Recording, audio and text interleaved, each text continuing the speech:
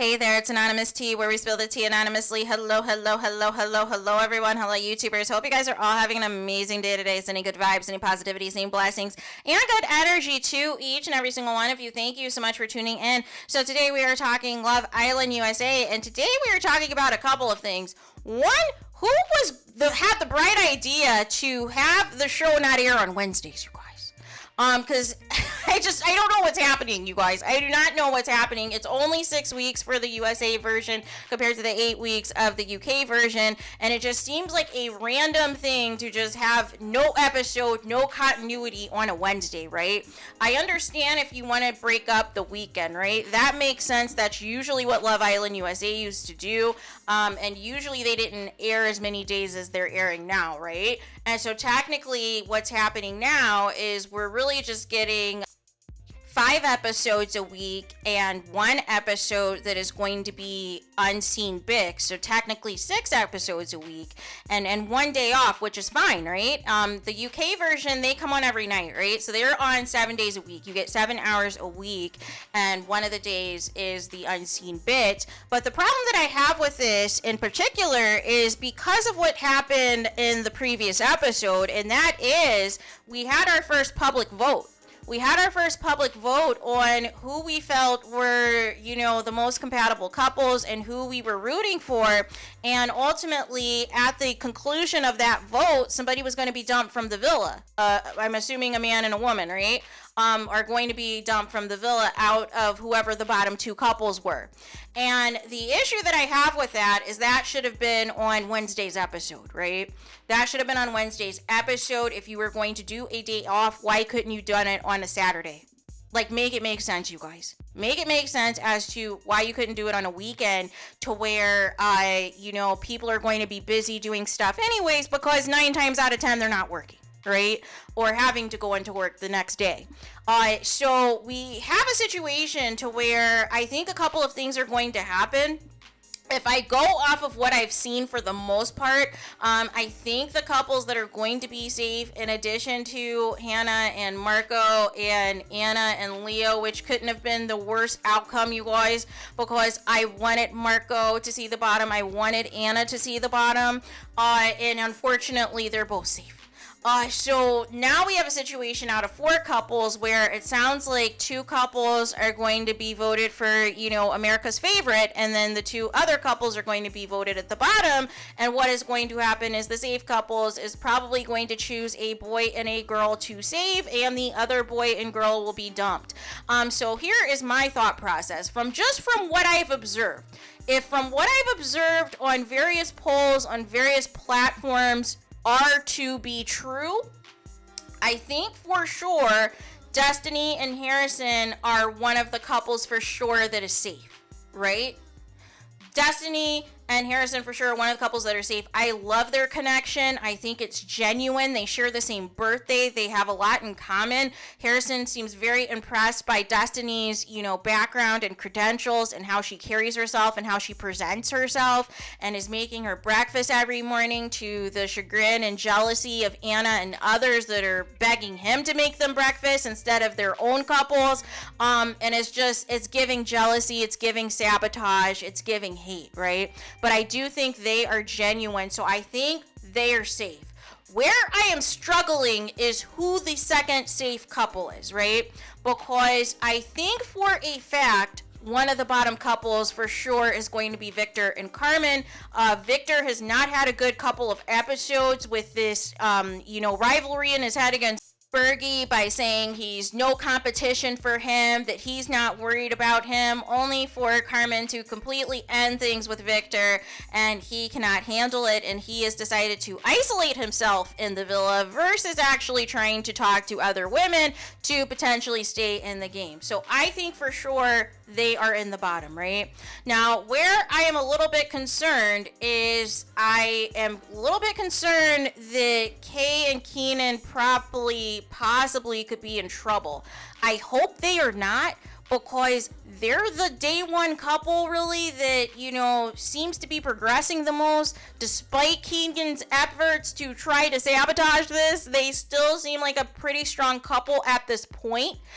So I would hope that they would be the top two couples because that would make the most sense. But I never trust production as far as I can throw them, considering that they sabotage the Mr. and Mrs. challenges that just happened in the previous episode that Destiny and Harrison should have won. Because there was a question on body count and how many sex partners, the females thought that their male couple had. And basically, since Harrison is trying to properly court Destiny, that has not been a topic of conversation. So they both put not applicable. Technically, that is a match. Right? If you never had the conversation about that and you're trying to build something organic and not make it about physical or lust or all of the things, why couldn't they have had that point and won the game? So I felt that was blatant sabotage right then and there, which is why I feel they're going to get the most votes to be the favorite couple. But where I am struggling is between Keenan and KK as well as Bergie and Cassie. Now, what should happen is the top two couples should be Harrison and Destiny and KK and Keenan, and the bottom two couples should be Victor and Carmen as well as Cassie and Bergie, because Cassie needs to go. Cassie absolutely needs to go and should have gone last week with Jasmine. Should have been a double elimination as far as I'm concerned, right? But nonetheless, if that happens and those are actually the bottom two couples, I think what will happen, because they always do this on the USA version, is they'll be like, okay, you have two couples or you have three couples or whatever, you can save one boy and one girl. So it doesn't matter whether or not they're in a couple or not with the person, and you could choose who you want. And so what they may do is they may have the girls choose on the boy that they want to save, and most likely they will save Bergie, because it seems like Bergie has built a good relationship with all of the women, and it seems like Victor has, unfortunately upset a lot of the women based off of what Carmen has told them about her issues with their connection. So I feel he is on the chopping block no matter what, and he is a goner. However, I feel with the Bergie and Cassie situation, I feel it would be a perfect opportunity for Keenan to get Cassie out of that villa, you guys, because nobody in there is interested in her. Nobody in there rates her. Nobody is interested in her romantically. It was very telling when she broke things off with Leo and she was trying to get him to still go after her or still try to pursue something or still get a reaction out of her emotions and all of the things, and he gave her nothing. Right? He gave her absolutely nothing. The only person that entertains Cassie's foolishness is Keenan. And I don't understand how many times you have to get embarrassed by this girl to realize that she is gaming you and she is going to say and do anything to stay in the villa and get herself camera time, but ultimately she's not romantically interested in you.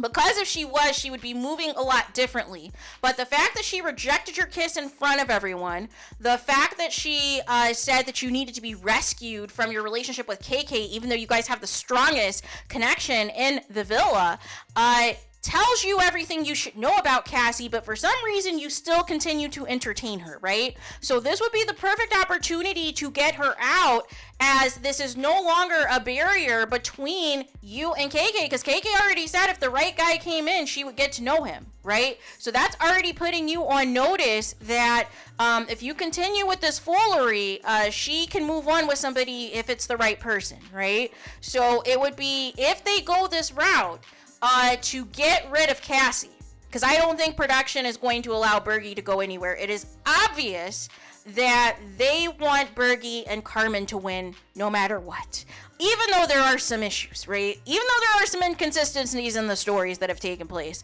But that's a whole nother conversation and video to discuss. But that is what I think is going to ultimately happen.